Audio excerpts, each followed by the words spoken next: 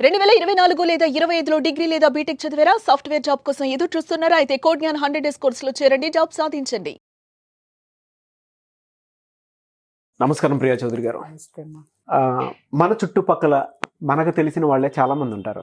ప్రతి ఒక్కరు ఫేస్ చేసేది నేను ఒకటి చెప్తాను, చాలా కామన్ సెన్స్ అండి అది. మన చుట్టుపక్కల ఉండేటువంటి వాళ్ళే, అది మన బ్రదర్ కావచ్చు, ఫ్రెండ్ కావచ్చు, లేదంటే బంధువులు కావచ్చు, ఇంకొకటి ఎవరైనా కావచ్చు. వాడికి హ్యూజ్ టాలెంట్ ఉంటుంది, కానీ మన పక్కనే కూర్చున్నాడు కాబట్టి మనం చాలా చులకనగా చూస్తామండి. అది ఎందుకో అర్థం కాదు. వాడి యాటిట్యూడ్ మనకు చిన్నప్పటి నుంచి తెలియటం వల్ల వాడి టాలెంట్ తొక్కబడుతుందా, లేదంటే వాడిని పొగిడితే మనం తగ్గిపోతామని చెప్పేసి ఇన్సెక్యూరిటీ ఉంటుందా తెలీదు. కొన్నిసార్లు కాదు, అన్నిసార్లు, అన్ని వేళలా, అన్ని చోట్ల, ప్రతి చోట జరిగేదే చెప్తున్నాను నేను. ఎందుకంటే అంటే మన పక్కన ఉన్నటువంటి వాళ్ళే మనకి చులకనగా కనిపిస్తారు, చులకన చేసేస్తారు కూడా మనల్ని కూడా. కొన్నిసార్లు మన దగ్గర ఎంత టాలెంట్ ఉన్నా సరే, ఇప్పుడు ఫర్ ఎగ్జాంపుల్ చెప్తున్నానండి, అమిత్ షాకి నరేంద్ర మోదీ అంటే ఎంతో కొంత చులకన ఉంటుంది, పక్కనే పనిచేస్తారు, కానీ దేశ ప్రధాని. అదే నరేంద్ర మోదీ గారికి అమిత్ షా అంటే ఎంతో కొంత చులకన ఉంటుంది, ఎందుకంటే పక్కనే కలిసి పనిచేస్తారు కాబట్టి. అట్లా ప్రతి చోట జరుగుతుంది. ఇప్పుడు వాళ్ళంటే పై స్థాయిలో ఉన్నారు కాబట్టి కొంచెం ఈజీగా అర్థం అవడానికి అని చెప్తున్నాను. బయట కనిపించని పొర ఒకటి ఉంటుంది కదా, బయట అంటే మనకు వేరేది కనిపిస్తూ ఉంటుంది, అఫీషియల్ రిలేషన్ కనిపిస్తుంది. ఎందుకు అంటే చాలాసార్లు టాలెంట్ కూడా తొక్కబడుతుంది అటువంటి సమయాల్లో. ఇప్పుడు నీ టాలెంట్ని గుర్తించాలి. నువ్వు ఒక మంచి అద్భుతమైనటువంటి కవిత రాసావు, నీలో కవి హృదయం ఉంది, నువ్వు నాకు చెప్పావు. ఆస్వాదించడానికి నాలో కూడా ఆ కవి హృదయం ఉండాలిగా, ఆ నాలెడ్జ్ నాకు ఉండాలిగా, దాని వాల్యూ తెలియాలిగా. ఒక పదం కూర్చటం కానీ, లేకపోతే ఆ పద జతులు ఏవైతే ఉన్నాయో వాటి యొక్క అద్భుతం తెలియాలంటే నాకు ఆ నాలెడ్జ్ ఉండాలి కదా. ఈ రెండూ నాకు రావు. నువ్వు కవిత్వం చెప్పావు, కవిత్వం చెప్తే నాకేమనిపించిందంటే నా భాషకి నా దీనికి అర్థమైతే బాగుంది అని మాత్రమే అంటాను. కానీ నీ స్థాయికి నేను రావాలి అని అంటే నీతో సమానమైనటువంటి పాండిత్యం కానీ, నీతో సమానమైనటువంటి నాలెడ్జ్ కానీ నాకు ఉండాలి. జ్ఞానము, విజ్ఞానము, దానితో పాటుగా నిన్ను ఒప్పుకునేటటువంటి మనస్సు నాకు ఉండాలి. ఇప్పుడు మీరు అన్నారు, ఇంట్లో కానివ్వండి, లేకపోతే బయట ఫ్రెండ్స్ మధ్య కానివ్వండి, మనం గొప్పవాళ్ళమే, కానీ వాళ్ళ ముందు ఎందుకు చులకనవుతాము అని అంటే యాక్సెప్టెన్స్ అనేది వాళ్ళ దగ్గర లేదు. నెంబర్ 1, వాళ్ళు మీకు ఈక్వల్ ఎప్పటికీ కాదు. నెంబర్ 2, మీ సబ్జెక్ట్ యొక్క వాల్యూ, మీ వాల్యూ వాళ్ళకి తెలియకపోవడం వల్ల ఈ విధమైనటువంటి వెర్షన్స్ వస్తాయి. 3 ఎక్కువ ప్లేస్ చేస్తాయి. ఏంటంటే 1 నాలెడ్జ్ లేకపోవడం, 2 ఈర్ష్య, 3వది ఏంటి అని అంటే మీరన్నట్టు పొగిడితే ఎక్కడ మనం తక్కువైపోతామో, చులకనైపోతామేమో, వాడు గొప్పవాడైపోతాడేమో అనేటటువంటి అభద్రతాభావం వీళ్ళల్లో ఉండడం వల్ల కూడా ఇవి జరుగుతాయి. చాలామంది అనుకుంటారు, ఆహా నాగరాజు ఆడ నేను కూర్చోలేకపోయానని నాగరాజుని చూసి ఈర్ష్యపడే వాళ్ళు బోల్ మంది ఉంటారు. ఇక్కడ దీని బొంద ఇది చిన్నప్పటి నుంచి ఎన్ని చేసిందో, ఏం చేసిందో, ఏడొచ్చి కూర్చుంది, దీని బొంద దీనిలో ఏముంది అని కూర్చుని ఈర్ష్యపడే వాళ్ళు ఉంటారు. అర్థం కాని విషయం ఏంటంటే నాగరాజు గారు, ఒక చిన్న దెబ్బ మనకి తగిలిందంటే ఎన్ని రాళ్ళు మన మీద పడుతున్నాయో, మనం వాటిని ఆ దెబ్బల నుంచి దెబ్బలు తిని కోలుకుంటానికి మనకి ఎంత టైం పడుతుందో, దెబ్బ తగలకుండా తప్పించుకోవడానికి మనం ఎంత ప్రయత్నం చేస్తామో, ఎంత యుద్ధం చేస్తామో ఈ ప్లేస్లో కూర్చొని ఆ యుద్ధం చేస్తూ విజయం వైపు నడవటం అనేది కత్తి మీద సాము లాంటిది అనేటటువంటి విషయం ఎంతమందికి తెలుసు? మీ గురించి మీ సీట్లో ఉన్న నాకు తెలుసు, నా సీట్లో ఉన్న మీకు తెలుసు విలువ అనేది. ఎందుకు అనంటే ఈ సబ్జెక్టు దీనివల్ల ప్రపంచానికి ఎంతవరకు, సమాజానికి ఎంతవరకు లాభం ఉంది, అలాగే సమాజంలో ఎలాంటి సిచ్యుయేషన్స్ ఉన్నాయి, వాటిల్ని ఏదో ఒక విధంగా మనం కూడా ప్రక్షాళన చేయడానికో, లేకపోతే ఓదార్పునివ్వడానికో, లేకపోతే ఒక నాలెడ్జ్ని ఇవ్వడానికో అనేటటువంటి ప్రయత్నం ఏదైతే చేస్తున్నామో దాంట్లో వచ్చే ఎదురు దెబ్బలు చాలా ఉంటాయి. అది మనకు మాత్రమే తెలుసు. చూసే వాళ్ళకి ఏం తెలుస్తుంది అంటే, మీరు అక్కడ కూర్చొని స్టైలిష్గా మాట్లాడేసుకుంటూ మీకు ఇంతమంది వ్యూవర్స్ ఉండిపోయి మీరు జనాల్లోకి వెళ్ళిపోతున్నారు, అదే ఈర్ష్య మాత్రమే ఉంటుంది తప్ప మీరు ఆ స్థానంలో కూర్చుండడానికి మీకున్నటువంటి విద్యార్హతలు కానివ్వండి, దానికి మించి మీకున్నటువంటి ఈ యొక్క సమాజం యొక్క నాలెడ్జ్ కానివ్వండి, తర్వాత మీకున్న ఐక్యూ ఏదైతే ఉందో, సమాజం పట్ల మీకున్నటువంటి బాధ్యత ఏదైతే ఉందో, ఇది ఎవరికి తెలియనటువంటి విషయం. కేవలం ఏమనుకుంటారంటే యాంకరింగ్ చేయడం అంటే నాగరాజు 2 క్వశ్చన్లు వేస్తున్నాడు కదా, ఆ 2 క్వశ్చన్లకి ఇంత పాపులర్ అవ్వాలా అంట. ఆ 2 క్వశ్చన్ల వెనక అమ్మ అనే 2 అక్షరాల వెనక ఆ అమ్మ ఎలాంటిది, ఎంత కృషి, ఎంత అద్భుతం. అలాగే అక్కడ వేసేటటువంటి 2 ప్రశ్నల వెనక అనేకమైనటువంటి సందేహాలు సమాజంలో ఏవైతే ఉన్నాయో దాన్ని గుదిగుచ్చి ఏం చేస్తారనంటే మీరు ఒక ప్రశ్న రూపంలో సంధిస్తారు. ఆ నాలెడ్జ్ మీకుంది. అలాగే ఇక్కడ కూర్చొని మీరు సంధించినటువంటి ఒక ప్రశ్నకి నేను 3 నిమిషాలే చెప్తాను, 30 నిమిషాల్లో చెప్తాను, ఎలాబొరేటింగ్గా చెప్తాను. ఆ నాలెడ్జ్ నేను గెయిన్ చేయడానికి నాకు ఒక ఎక్స్పీరియన్స్ ఉంది. సో ఈ సబ్జెక్ట్ అనేది మీకు నాకు మాత్రమే తెలుసు కాబట్టి మనిద్దరం కలిసి ఎవడైనా తిడితే బాధపడతాము, పొగిడాడు అనంటే పర్వాలేదు ఇంకొంచెం చేద్దామనే హుషారుతోటి మనం ముందుకెళ్తాం. కానీ పక్కవాడికి ఏముంటుందంటే చెప్పారులే, చేశారులే. చిన్న ఎగ్జాంపుల్ చెప్తా. అంటే ప్రతిదానికి మనల్ని మనమే ఎగ్జాంపుల్ ఎందుకు తీసుకుంటానంటే నాగరాజు గారు, వేరే వాడిని తీసుకుంటే ఫీల్ అవుతున్నారు. అవును, అంటే మనల్ని మనం తీసుకున్నా కూడా వాళ్ళు ఫీల్ అవుతున్నారు. బట్ మనం అనుభవిస్తున్నాం కాబట్టి దాని గురించి నేను బాగా చెప్పగలను. నాకు ఒక ఫ్రెండ్ ఉన్నారు. ఒకరోజు ఆవిడ సీరియస్గా వాళ్ళ ఇంటికి వెళ్ళాను నేను. ఏదో కొంచెంసేపు కూర్చుందాం కదా అనో లేకపోతే ఏదో రిలాక్స్ అవుదాం కదా అని చెప్పేసి నేను జస్ట్ అలసిపోయినప్పుడు టైంలో వెళ్ళాను. వెళ్ళిన తర్వాత ఆవిడ అలాగే కుర్చీలో కూర్చున్నారు. నేను వెళ్ళి బాగున్నారా అని చెప్పేసి ఇక్కడ కూర్చున్నా.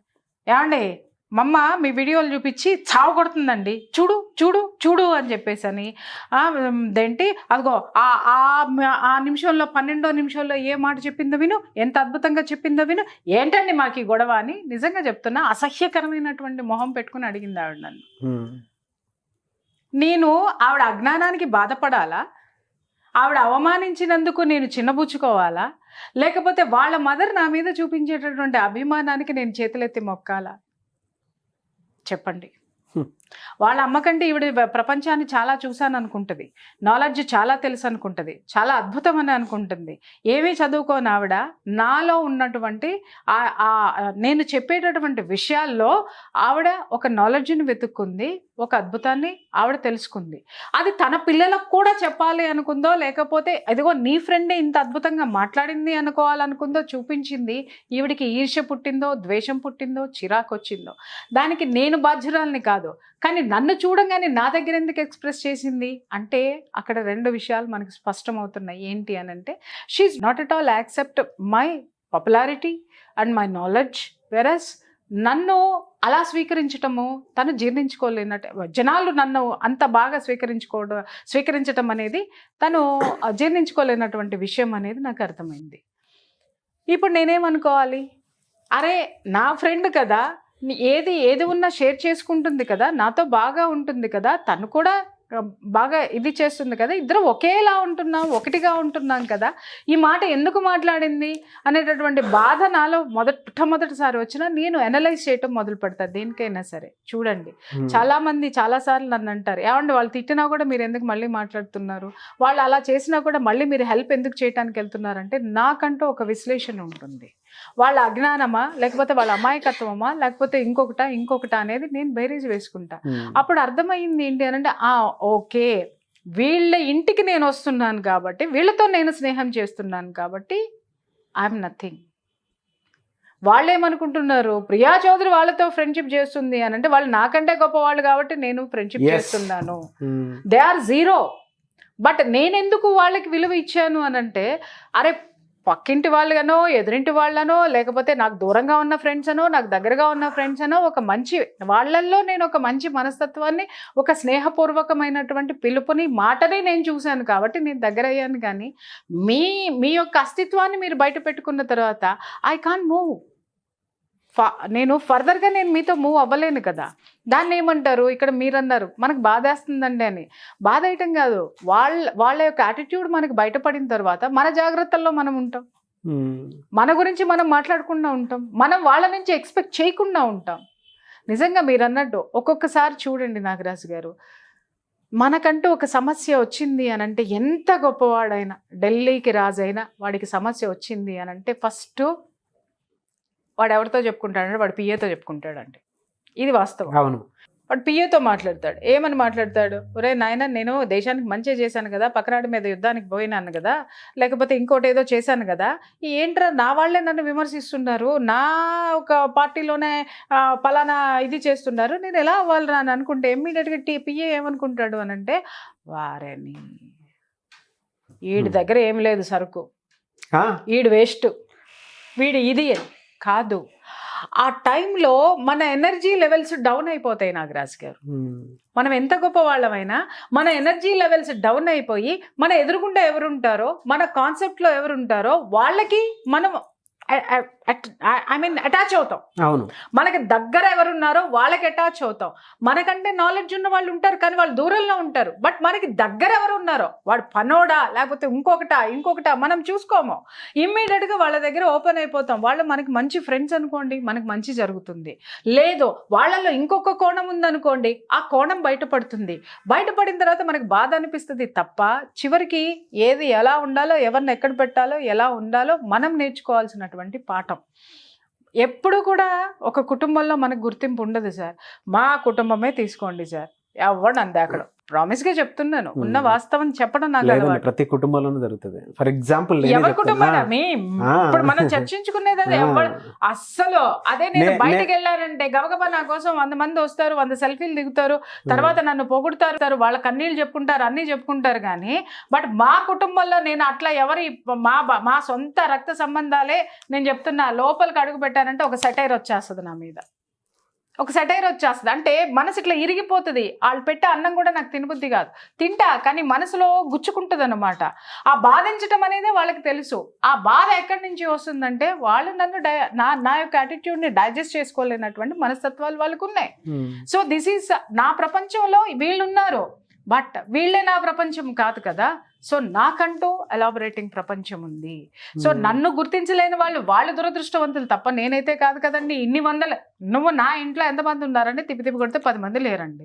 బయట ఎంతమంది ఉన్నారండి? 10 లక్షల మంది ఉన్నారండి. నన్ను రెగ్యులర్ గా వ్యూయర్స్ నాకు 10 లక్షల మంది ఉన్నారు. నాకు అది భగవంతుడు అక్కడ ఇచ్చాడు. అజ్ఞానులను నా ఇంట్లో ఇచ్చాడు, జ్ఞానులను ప్రపంచంలో ఇచ్చాడు. చాలా ఈ ఒక్క సూత్రం నేను అప్లై చేసుకుంటా, ఇంట్లో నుంచి బయటకు కదలను. నాకెవడు విలువ ఇస్తాడో వివేకానందుడు ఒకటే చెప్తాడు, ఏమనంటే నీకు విలువ ఉన్న చోట మాత్రమే నువ్వు ఉండు. విలువ లేదు అనుకున్నప్పుడు అది ఏదైనా సరే నువ్వు ఉండద్దు. అది కన్న తల్లిదండ్రులైనా సరే, కట్టుకున్నవాడైనా సరే, తోబుట్టువులైనా సరే, కన్నవాళ్ళైనా సరే, ప్రాణం ఇచ్చినటువంటి దోస్త్ అయినా సరే, నీకు విలువ ఇవ్వనప్పుడు అరే ఇన్ని సంవత్సరాలు నన్ను బాగా చూశాడు కదా అని అంటే, చూసిన వాడు మరి ఇప్పుడు ఎందుకు నీకు విలువ ఇవ్వలేదు అంటే ఇన్ని సంవత్సరాలు అతని స్వార్థం కోసం నిన్ను చూశాడు. ఇది వాస్తవం. నీ యొక్క పాపులారిటీని ఉపయోగించుకోవడానికి ప్రాణమిత్రులాగా నటించాడు. ఇది వాస్తవం. కాబట్టి you come out from that. నీకంటూ ఇంత పెద్ద ప్రపంచం ఉంది, ఆ ప్రపంచంలో నువ్వేంటో వెతుక్కో. అంతేగాని నువ్వు ఎక్కడైతే నిన్ను గుర్తించట్లేదో అక్కడ వెతుక్కునే ప్రయత్నం చేయకు. Don't waste your time. వాళ్ళ గురించి అరే మన రక్త సంబంధికులు అన్నారే, మనల్ని కన్నాళ్ళు అన్నారే, మేము కన్నాళ్ళు అన్నారే, లేకపోతే కట్టుకున్న వాళ్ళు అన్నారే, లేకపోతే ఇంతవరకు చూసిన దోస్తులు మాట్లాడారే, వీళ్ళు ఇంతేనా?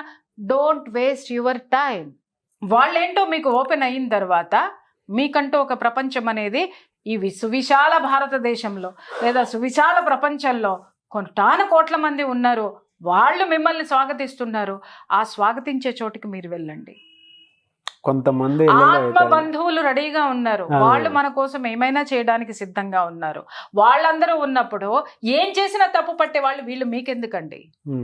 ఎందుకు? కొంతమంది ఇళ్లలో చూస్తామండి, జనరల్ గా చెప్తున్నాను, కన్న కొడుకును కూడా ఎంకరేజ్ చేయరు, కానీ పక్కింట్లో ఉన్న కొడుకుని మాత్రం ఎంకరేజ్ చేస్తారు. కన్న కూతురుని ఎంకరేజ్ చేయరు, కానీ పక్కింట్లో ఉన్న కూతురు మాత్రం చూసి ఎంకరేజ్ చేస్తారు. చూసావా జాబ్ చేస్తుంది అని చెప్పేసి. ఈవిడ దగ్గర కానీ ఈ అబ్బాయి దగ్గర కానీ టాలెంట్ దానికంటే డబుల్ ట్రిపుల్ ఉంటది. వీళ్ళు ఇలా అని అని అని అని వాళ్ళని పెంచి చేస్తారు. ఇది ఈ సంఘటన నేను కూడా బాగా ఎదుర్కొన్నాను సార్. నాకు చిన్నప్పటి నుంచి ఏంటంటే నేను ఏదన్నా చదివినా చూసినా దాని పక్కన వాళ్ళతో డిస్కస్ చేయడం నాకు అలవాటు. నేను చిన్నప్పటి నుంచి పేపర్ చదవటం కానీ, అది మా నాన్నమ్మ ఇంట్లో నేను పెరిగాను చాలా వరకు కూడా, నాకు కొంచెం ఊహ వచ్చేంత వరకు. అక్కడంతా ఎంతసేపు పుస్తకాలు, రాజకీయాలు, ఈ నాలెడ్జ్తో పెరిగా. తర్వాత ఇమ్మీడియట్గా మా అమ్మమ్మ ఇంటికి వచ్చేసిన తర్వాత అక్కడ ఇలాంటివి ఏమి ఉండవు. ఎంతసేపు పొద్దున్న ఆడపిల్ల అంటే లేవాలా, పని చేయాలా, స్కూల్కి వెళ్ళాలా, నోరు మూసుకొని ఇంట్లో కూర్చోవాలా, అక్కడ పని చేయాలి తప్పితే ఇంకా ఏముండవు. అంటే నేను ఇదేదో బాధలని చెప్పట్లే, వాళ్ళ యాటిట్యూడ్, జ్ఞానం అది, అక్కడ జ్ఞానం అది, ఇక్కడ జ్ఞానం ఇది. బట్ నేను చిన్నప్పటి నుంచి ఆ వాతావరణంలో పెరిగాను కదా, నా ఏజ్కి మించినటువంటి నాలెడ్జ్ నాకుంది. అంత ఇది ఉండేది. ఏది అడిగినా టకటకా మాట్లాడడం మొదలు పెట్టేదాన్ని. మిగిలిన పేరెంట్స్ అందరికీ కూడా చిరాకు వచ్చేది నన్ను చూస్తే. ఎందుకంటే వాళ్ళ పిల్లలకి అంత లేదు. నేను మాట్లాడా నోర్మై అని నీకే తెలిసిన మాట్లాడతావు. ఎందుకంటే వాళ్ళకు కూడా తెలియదు. నేను మాట్లాడే నాలెడ్జ్, నేను మాట్లాడేటటువంటిది వీళ్ళకు కూడా తెలియదు. కానీ పక్కన వాళ్ళు నన్ను పొగిడేవారు. అరే దీనికి ఈ వయసుకి ఏం మాట్లాడింది అనగానే వీళ్ళ కోపం వచ్చేసేది. కోపం వచ్చేసి అట్లా నన్ను ఇట్లా కుచించుకుపోయేటట్టు చేశారు. అలా అణగదొక్కేయబడడం వల్లనే ఇవాళ ప్రియా చౌదరి ఇలా బయటకు వచ్చింది సార్.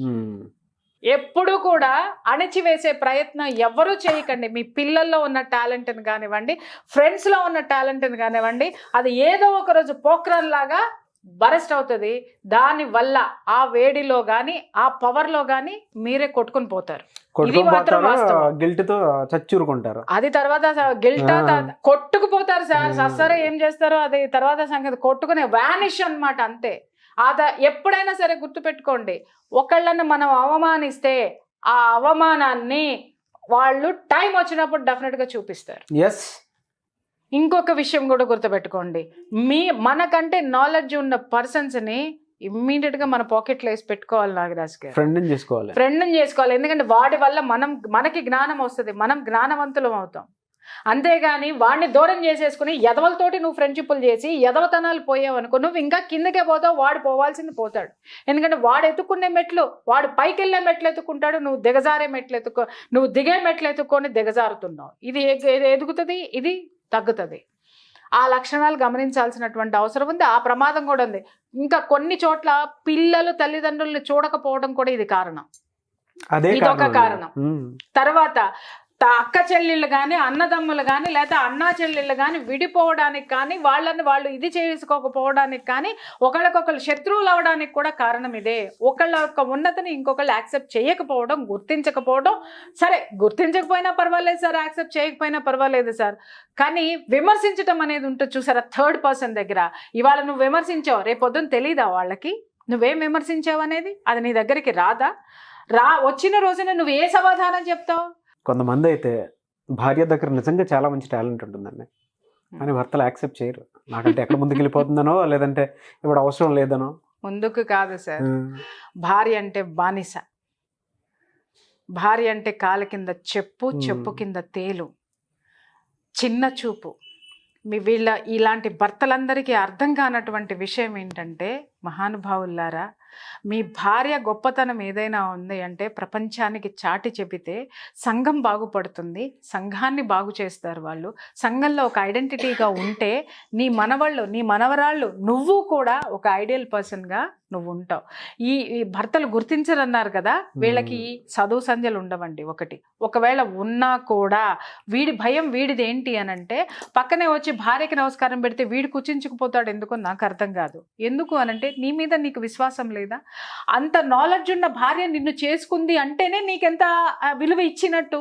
ఆ విలువను కూడా తీసేసి 10 మంది ముందు నీచంగా, నికృష్టంగా ఎన్ని కేసులు నాగరాజు గారు. నాకు ముఖ్యంగా ఈ మధ్య కాలంలో నేను ఇక్కడేనేమో అనుకున్నాను, కానీ అబ్రాడ్స్ నుంచి నాకు వచ్చే ఫోన్ కాల్స్లో ఎక్కువ మంది ఫోన్ కాల్స్ ఇవే ఉన్నాయి. నాకు మేడం నలుగురిలో నన్ను ఇలా అవమానం చేసేస్తాడు, ఇలా తుంచేసినట్టు తీసేస్తాడు, నన్ను బాడీ షేమింగ్ చేస్తాడు, నా నాలెడ్జ్ని విమర్శిస్తాడు, చాలా చాలా చేస్తాడు. బట్ అప్పుడు నేను అడుగుతా, అమ్మా నువ్వేంటి, నీ చదువేంటి, నీ ఉద్యోగం ఏంటి, నీ ఆదాయం ఏంటి, నీ యాటిట్యూడ్ ఏంటి? చెప్పిన తర్వాత నాకు అర్థమవుతుంది వీడిలో ఏంటి అంటే ఆత్మన్యూనత భావము ఒకటి.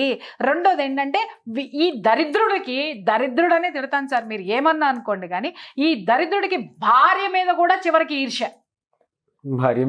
భార్య నీలో సగభాగం.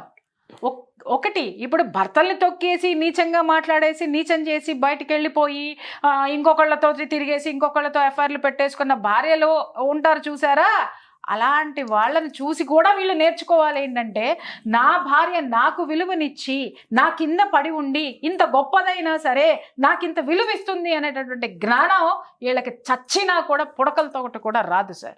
ఈ ఎపిసోడ్ చూసిన తర్వాత అయినా సరే వాళ్ళ జ్ఞానం వస్తే నిజంగా చాలామంది భర్తలు సంసారాలు నిలబెట్టుకున్న వాళ్ళు అవుతారు. జ్ఞానం ఉన్న భార్య నీకు రావడం అనేది నీ అదృష్టం, నీ బిడ్డల అదృష్టం, నీ యొక్క వంశానికి అదృష్టం. సరే నీకు పేరు ప్రఖ్యాతలు లేవు, నీకు లేనివి నీ వంశానికి నీ వంశం యొక్క పేరు పెట్టుకుంది కదా, నీ ఇంటి పేరు పెట్టుకుంది కదా, నీ ఇంటి పేరుకి ఆ పేరు ప్రఖ్యాతలు తీసుకొస్తుంది కదా. అటువంటప్పుడు నువ్వెంత అదృష్టవంతుడివి. అవును. నీకు చేతగానిది, నీ ఇంటి పేరు నిలబెట్టలేనటువంటిది నీ భార్య నిలబెడుతుంది అంటే దాన్ని నువ్వెంత అపురూపంగా చూసుకోవాలి, ఎంత విలువ ఇవ్వాలి, ఎంత గౌరవం ఇవ్వాలి. Yes. భర్త భార్యకి ఇవ్వడు, భార్య కూడా భర్తకి ఇవ్వదు. ఇంకా కొన్ని చోట్ల భార్యల గురించి మాట్లాడుకుందాం. ఇప్పుడు భర్త గురించి మాట్లాడినాం, మరి భార్య గురించి కూడా మనం మాట్లాడాలి కదా సార్. ఈ భార్య ఏం చేస్తుంది అని అంటే దీనికి ఒక ఇన్సెక్యూర్ ఫీలింగ్. ఒక ఉన్నతమైన స్థితిలో భర్త ఉన్నాడు అని అంటే వాడు ఎక్కడ దేంతో వెళ్ళిపోతున్నాడు అని చెప్పేసి 4 స్పయింగ్లు పెట్టి, ఎక్కడ కారు డ్రైవరు చెప్పాలి వీడు ఏం చేస్తున్నాడు, ఇంట్లో పనవాళ్ళు చెప్పాలి ఇది పుట్టింటికి వెళ్తే మొగుడు ఏం చేస్తున్నాడు. ఇట్లా స్పయింగ్లు పెట్టి పెట్టి పెట్టి పెట్టి దీని యొక్క గౌరవాన్ని మంట కలిపేసుకుంటుంది. అలాగే పిల్లల్ని తండ్రి మీదకి ఉసిగెళ్ళి చాలా కేసులు నా దగ్గరికి అవే వస్తున్నాయి. వాళ్ళ పిల్లల తప్పులు ఎందుకు చేస్తున్నారంటే తల్లి ముఖ్యంగా తండ్రి గురించి చులకనగా పిల్లల దగ్గర మాట్లాడడం వల్ల, తండ్రి యొక్క గౌరవం ఏ విధంగా లేకుండా చేయడం వల్ల పిల్లలు తండ్రిని ఎదిరించి ఇష్టం వచ్చినటువంటి దారిలోకి భయం భక్తి లేకుండా వెళ్తున్నారంటే తల్లి కూడా ఒక కారణం. అవును. ఇక్కడ కారణం ఏంటంటే భర్త మీద ఉన్నటువంటి అపనమ్మకము, ఈర్ష్య. ఇవన్నీ ఎందుకుంటున్నాయి సార్? షేర్ చేసుకునే ఒక ఇద్దరు స్నేహితుల మధ్య కానీ, భార్యాభర్తల మధ్య కానీ, తర్వాత అన్నదమ్ముల మధ్య కానీ ఇవన్నీ కూడా ఎందుకు లేవు అని అంటే, తారతమ్యాలు ఎందుకున్నాయి అని అంటే జ్ఞానం అనేది లేకపోవడము, అవును, యాక్సెప్టెన్స్ లేకపోవడము. ఒప్పుకోవాలి, ఒప్పుకునేటటువంటి మనస్తత్వం నీకు భార్య దగ్గరే లేదు, నీ యొక్క అన్న దగ్గర లేదు, నీ అక్క దగ్గర లేదు, నీ చెల్లి దగ్గర లేదు, నీ స్నేహితురాల దగ్గర లేదు, నీ అక్క పిల్లల దగ్గర లేదు. ఇంకెక్కడుంది నీకు? ఎక్కడ ఆలోచిస్తున్నావు? నువ్వు ఏం సాధించావు జీవితంలో చెప్పు.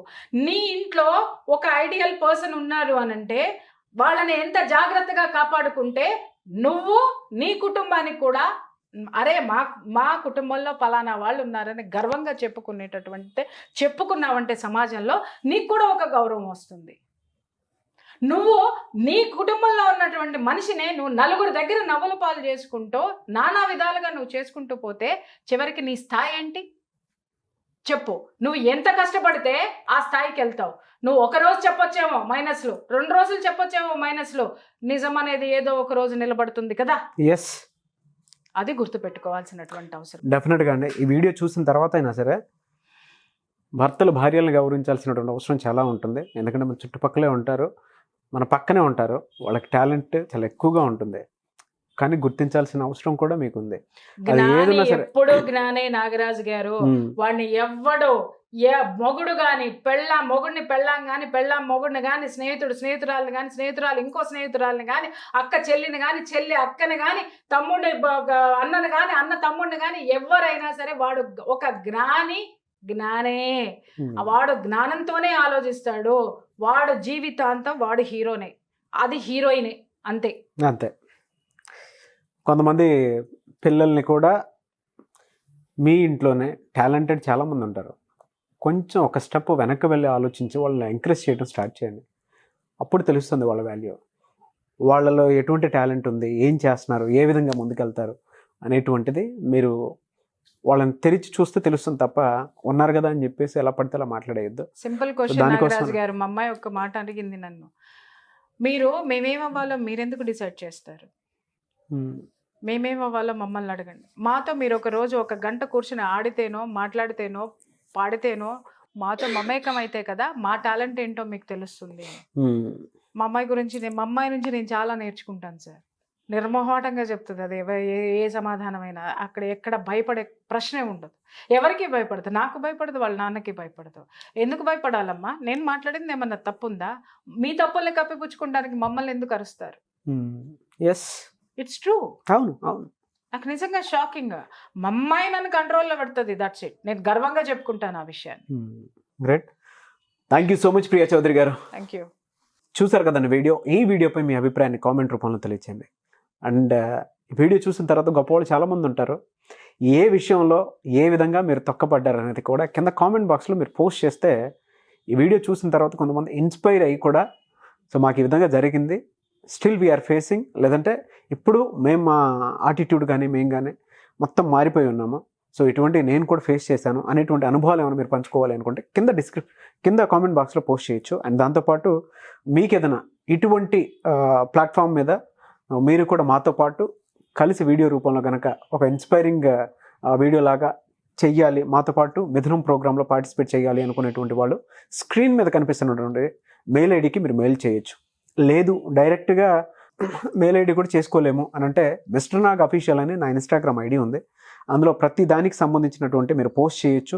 అంటే మీకున్న ప్రాబ్లమ్స్ కానివ్వండి, లేదంటే ఆన్లైన్ ఆఫ్లైన్ క్లాసెస్ కానివ్వండి, లేదా మీరు కనుక నిజంగానే ఎంటర్‌ప్రెన్యూర్‌షిప్ మీద అవగాహన ఉండేటువంటి వాళ్ళు, ఏ విధంగా వెళ్ళాలి అనుకునేటువంటి వాళ్ళు మిస్టర్ నాగ్ అఫీషియల్ అనే దాన్ని కూడా మీరు పర్సనల్గా ఫాలో అవ్వచ్చు. లేదు అని అంటే ఓవరాల్గా స్క్రీన్ మీద కనిపిస్తున్నటువంటి నెంబర్కి మీరు వెంటనే సంప్రదించండి. చాలామంది మహిళలకు కానీ, లేదంటే సింగిల్ లైఫ్ని లీడ్ చేసేవాళ్ళు చాలామందికి కానీ లైఫ్లో సక్సెస్ అవ్వాలని ఉంటుంది. న్యూ ఇయర్ రాబోతుంది కాబట్టి మీ లైఫ్ స్టైల్ మీరు చేంజ్ చేసుకోవాలి అనుకుంటే ప్రియా చౌదరి గారు చేసేటువంటి మెడిటేషన్ క్లాస్ కానీ, ఆన్లైన్ ఆఫ్లైన్ క్లాసెస్, వర్క్షాప్స్ రెగ్యులర్గా ఎవ్రీ వీక్ కండక్ట్ చేస్తూ ఉంటారు. సో వాటిలో మీరు పార్టిసిపేట్ చేయాలి అనుకుంటే స్క్రీన్ మీద కనిపిస్తున్న నెంబర్కి మీరు వెంటనే సంప్రదించండి. అండ్ చాలామందికి ఎంటర్‌ప్రెన్యూర్‌షిప్ మీద అవగాహన పెంచుకోవాలి అని చెప్పేసి అనుకుంటూ ఉంటారు. సో మీకు ఆ ఐడియాలు, సలహాలు, సూచనలు కావాలనుకున్నా కూడా ప్రియా చౌదరి గారితో సంప్రదింపులు, సలహాలు, సూచనలు కావాలనుకుంటే స్క్రీన్ మీద కనిపిస్తున్న నెంబర్కి సంప్రదించండి. వీడియోని లైక్ చేయండి, షేర్ మాత్రం తప్పకుండా చేయండి. అండ్ ఇలాంటి మరిన్ని వీడియోస్ కోసం మా ఛానల్ ఫాలో అవ్వండి. Thank you.